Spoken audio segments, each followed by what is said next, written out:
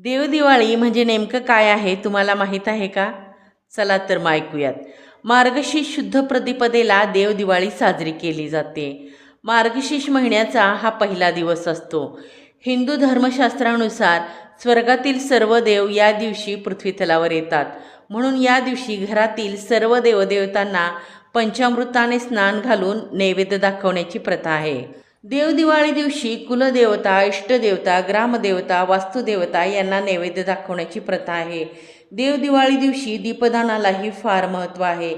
या दिवशी पिठाचे किंवा मातीचे दिवे करून त्यांचे दीपदान केले जाते.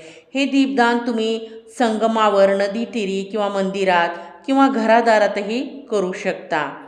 या दिवशी 11, 21, 51, 108 असे दिवे लावण्याची प्रथा आहे. देवदिवाळी दिवशी केलेले दीपदान फार महत्त्वाचे आहे. या दिवशी केलेल्या दीपदानामुळे अखंड लक्ष्मी प्राप्ती